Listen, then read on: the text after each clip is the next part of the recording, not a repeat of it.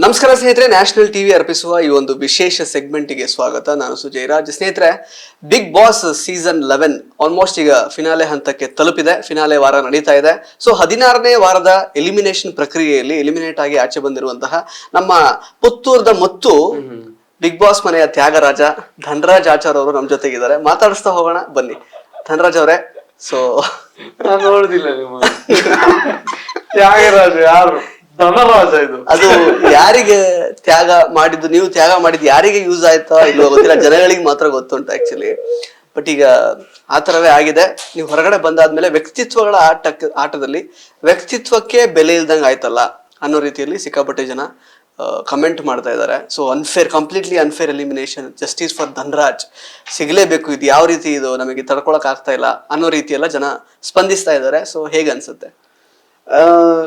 ಜನ ಆ ರೀತಿ ಸ್ಪಂದಿಸ್ತಿರೋದು ಒಂದು ನಾವು ಅಂದ್ಕೊಂಡಿರೋ ಧನರಾಜ್ ಅಲ್ಲಿ ಇರ್ಬೇಕಿತ್ತು, ಟಾಪ್ 6 ಅಲ್ಲಿ ಇರ್ಬೇಕಿತ್ತು. ಆ ಒಂದು ಇಲ್ಲ ಆ ಎಕ್ಸ್ಪೆಕ್ಟೇಷನ್ ನಾನು ಅಲ್ಲಿ ರೀಚ್ ಆಗಕ್ ಆಗ್ಲಿಲ್ಲ ಅನ್ನೋ ಒಂದು ಬೇಜಾರ್ ನಂಗೂ ಇದೆ. ಆ ಎಕ್ಸ್ಪೆಕ್ಟೇಷನ್ ಜನರಲ್ಲೂ ಇತ್ತು. ಅದನ್ನ ನಾನ್ ರೀಚ್ ಮಾಡಕ್ ಆಗ್ಲಿಲ್ಲ. ಹಾಗಾಗಿ ಈ ರೀತಿಯ ಕಮೆಂಟ್ಗಳು ಬರ್ತಿದೆ ಅನ್ನೋ ತರ ಅನಿಸ್ತಿದೆ. ಅಂದ್ರೆ ಅವ್ರು ಅನ್ಕೊಂಡಿರೋದು ಒಂದು ರೀತಿ ಆದ್ರೆ ನನಗೆ ಅನ್ಸಿದ್ದು ಇನ್ನೊಂದು ರೀತಿ. ಅಂದ್ರೆ ಈ ಬಿಗ್ ಬಾಸ್ ಟೀಮ್ ಅಂದ್ರೆ ಬಿಗ್ ಬಾಸ್ ನಮಗೆ ಅಲ್ಲಿ 100 ದಿನ ಇದ್ದಷ್ಟು ದಿನ ನನಗೆ ಅನ್ಸಿದ್ದು ಅಲ್ಲಿ ನನಗೆ ಎಲ್ಲೂ ಕೂಡ ಕರ್ಣನ್ ಪಟ್ಟು ಸೆಂಟರ್. ಹರಿದ ಹಳೆ ರೇಷ್ಮೆ ಜರಿ ಸೀರೆಗಳಿದ್ರೆ ಬಿಸಾಕಬೇಡಿ, ಇವರಿಗೆ ಕೊಟ್ರೆ ಸ್ಪಾಟ್ ಅಲ್ಲೇ ಕೈ ತುಂಬಾ ದುಡ್ಡು. ಇನ್ನು ಡೀಟೇಲ್ಸ್ ಬೇಕು ಅಂದ್ರೆ 6380413916 ಈ ನಂಬರ್ಗೆ ಕಾಲ್ ಮಾಡಿ. ಅವರು ಇವರು ಅಂತ ಹೇಳಿ ಬಯಾಸ್ಡ್ ಅಂತ ಯಾವತ್ತೂ ಮಾಡಿಲ್ಲ. ಎಲ್ಲದರಲ್ಲೂ ನ್ಯಾಯವನ್ನ ಅಂದ್ರೆ ನ್ಯಾಯದ ಪರವಾಗಿ ಇತ್ತು.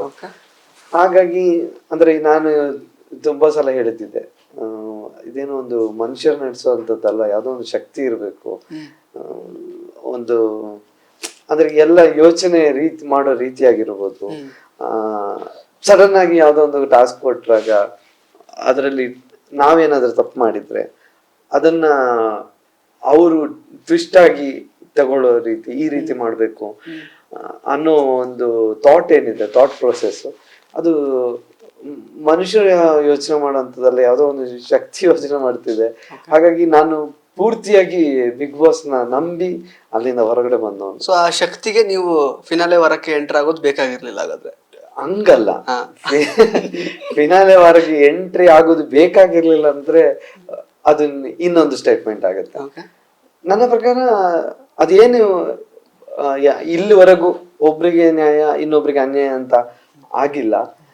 ನಾನು ಹಾಗಾಗಿ ಅದು ನಂಗೆ ಅನ್ಯಾಯ ಆಗಿಲ್ಲ, ಫೇರ್ ಡಿಸಿಷನ್ ಇದು, ಅನ್ಯಾಯ ಆಗಿಲ್ಲ ಅನ್ನೋ ತರ ನಾನು ಅನ್ಕೋತೀರ. ಓಕೆ.